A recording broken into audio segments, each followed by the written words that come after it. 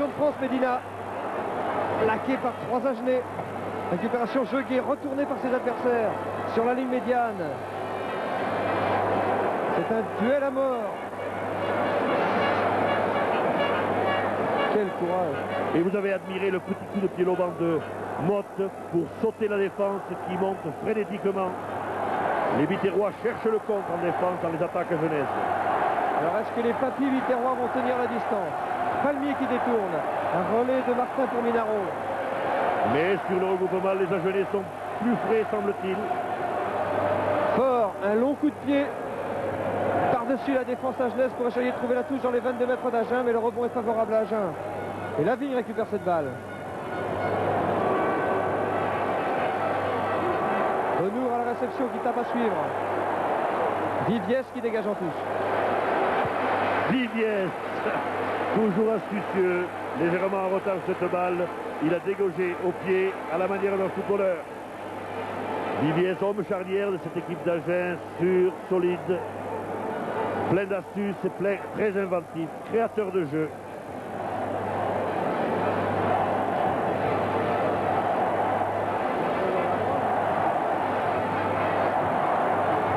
Le ballon est gagné par Agen.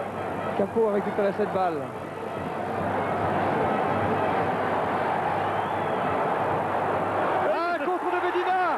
Medina qui marque.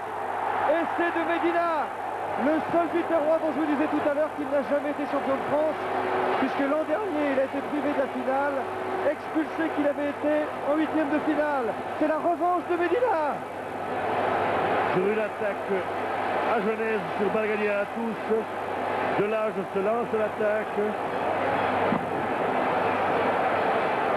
Donne et la défense biterroise a contré le porteur du ballon, l'obligeant à le poster, et Medina a pu faire l'interception.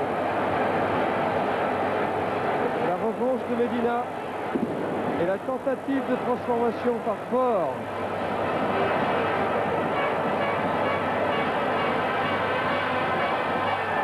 Ça passe, réussi. 6 points d'avance maintenant pour Béziers, qui s'achemine peut-être grâce à cet essai de Medina vers son 11e titre de champion de France. Jeu en contre des Biterrois, très bien exécuté. Delage qui, au lieu de taper, fait, avant de passer sa balle, trop de pas, obligeant son centre à recevoir sa balle et l'homme en même temps, et interception de Medina. Bien joué les Biterrois. Monsieur Amias, attention, parce que jamais l'équipe d'Agen n'est aussi dangereuse que lorsqu'elle est menée à la marque. Il faut s'attendre à une attaque à Genèse, à n'importe quel moment de ce match maintenant. Les Agenais n'ont plus rien à perdre et n'ont jamais été aussi bons que dans ces situations-là. Je suis bien d'accord avec vous, Pierre, et la voilà cette attaque. Delage, Motte qui croise avec Sella, Sella qui trouve le trou, qui perd la balle sur les 22 mètres de Béziers. En avant. C'est extraordinaire, jeu au pied loupé, balle manquée pour des joueurs qui n'en manquent jamais, balle perdue par Sella, alors qu'il était plein champ au milieu du terrain, prêt à aller marquer. Mon Dieu, que de rebondissements dans ce match. Milieu de première mi-temps de cette prolongation. 6 points d'avance pour Béziers. Vachier qui simule la passe. Il fait semblant d'ouvrir pour mettre au jeu les Agenais. Cordier qui perd la balle. Récupération Rivière pour Agen. Et Delage qui cherche la touche et qui la trouve dans les 22 mètres de Béziers.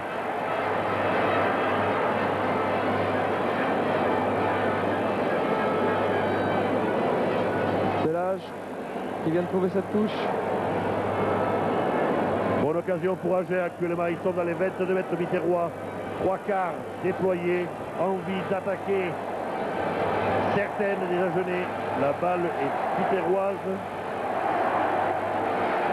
Vachier fait leur mise en jeu.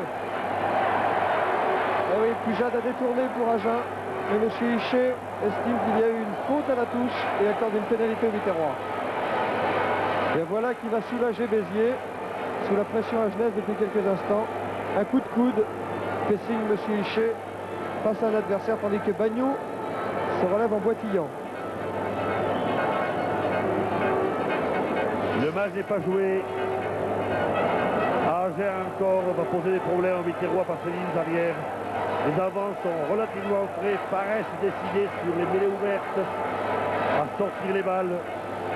Regardez la fatigue qui se lit maintenant sur les avants vitérois comme sur les avants agenais. Qui va craquer le premier? Pour l'instant, c'est Agen qui craque.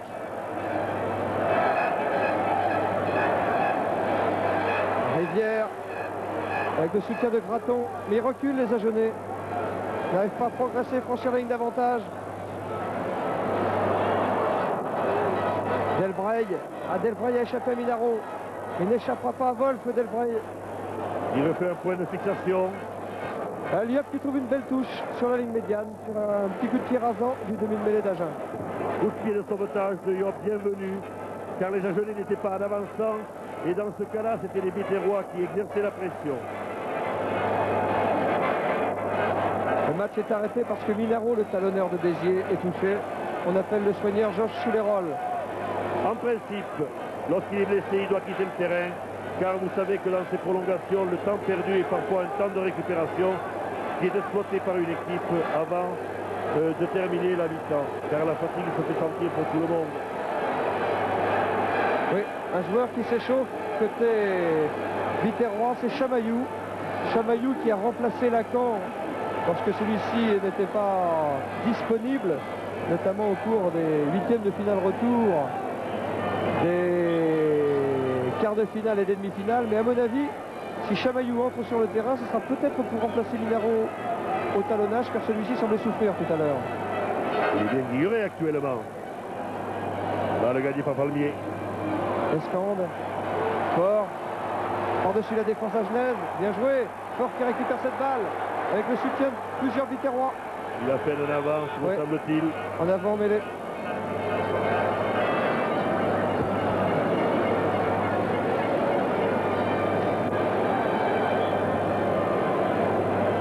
Encore un arrêt de jeu, il faut s'attendre à en voir plusieurs depuis le début de cette rencontre.